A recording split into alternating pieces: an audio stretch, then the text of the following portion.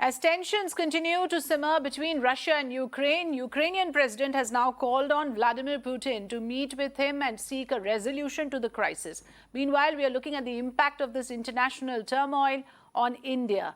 So joining me here on the program is Professor Swaran Singh, who is from the Center for International Politics in JNU. Very good afternoon to you, Professor Singh. Thank you for joining us.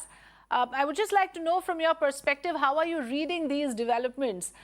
The fact that now the Ukrainian president has reached out to the Russian president seeking a resolution, even as the US continues to raise alarm over an impending invasion. Thank you, Frida. I think the whole new chapter of diplomacy started with President Emmanuel Macron 2 weeks back paying visit to Kyiv and to Moscow, followed by German Chancellor Scholz doing the same thing. Some other leaders of Europe have also visited Moscow.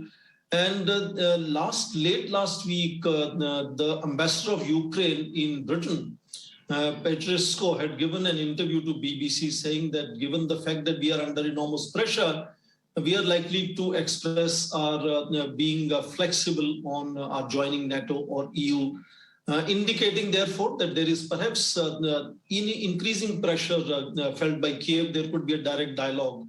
And that is what we heard yesterday at Munich Security Conference.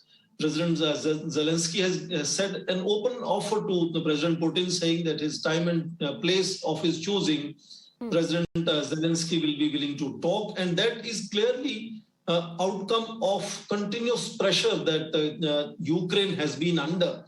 And all that the West and United States has been doing is to sort of say severe sanctions, prompt action. But you know, it is very interesting. How do you define invasion that the West is still waiting to happen? We are hearing last 2 days now constant shelling in that region in the eastern Ukraine, which is where both Ukrainian forces and rebels are blaming each other. And in that sense, the kind of money flying out of Ukraine, every country's citizens flying out of Ukraine, so much so NATO's own liaison office from Kyiv is being removed. They are being shifted to Brussels and Lviv, another extreme western region town of Ukraine. So in that sense, Ukraine feels the pressure, and the fact that Belarus till yesterday was saying Russian forces will not stay a day after the exercises. Today, the defense minister says they are going to continue to stay for some more inspections. So this enormous gherav surrounding of Ukraine by Russian forces from Moldova. There is this area called Transnistria area, then Crimea, then the entire eastern border, and now Belarus, is creating enormous panic. And we have seen protests beginning even in Kyiv. And if you remember how Putin had handled Moldova, Georgia, and Crimea, it is a clear indication that he could potentially also send in so-called peacekeeping forces into eastern Ukraine in worst-case scenario if Kyiv doesn't cave in before. But apparently, President Zelenskyy is showcasing that he feels there is need for a direct conversation with President Putin. And then I think he's going to obviously offer to resume the dialogue with the rebels under the Minsk protocol and agreement. But obviously, Putin is looking for much more. And I think the dialogue that is going to happen between Lavrov and Antony Blinken this coming week is something that Putin has eyes on. He's not much worried about Zelenskyy. Zelenskyy is very vulnerable in that sense and will accept anything that President Putin says. But President Putin is looking for written assurances and guarantees, and that is where he's perhaps aiming to have another summit meeting with Joe Biden to see how these guarantees can come about. Yes, so in the larger picture, Professor Singh, you're saying that this might play out between US and Russia, in the overall scenario, and because that is the level at which this power play is actually working. Are you looking at not just a Russia-Ukraine conflict, but a larger implication of it?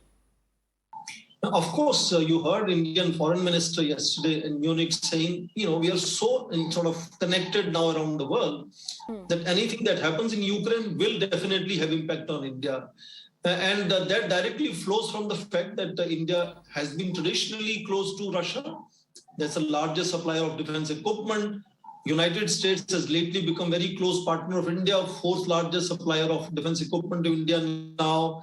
Indeed, United States has been putting pressure on India to clarify its position as to on which side of the divide it stands. India doesn't believe in divides, and therefore India has said for us, dialogue is the way, and you should look for peace and not look for military solutions, etc. So India has tried to clarify its position. But this neutrality is going to have its cost, definitely. That is directly something that India will have to maneuver, how to robustly nuance and keep subdued the kind of neutrality in this situation. Volatility in international market is another thing that would impact India. And I think most important is Russia being gradually pushed very close to China. And United States being pushed to Europe means China will have a free hand in Asia Pacific and in the neighborhood if US engages much more in European theater and pushes Russia closer to China. In that sense, I think that is again going to have some impact on India-China relationship, and China is more emboldened from these outcomes. Yes, if China is emboldened from these outcomes, it will have a direct impact on India-China relations. So quite a few important issues there raised. Professor Swaran Singh, thank you for joining us.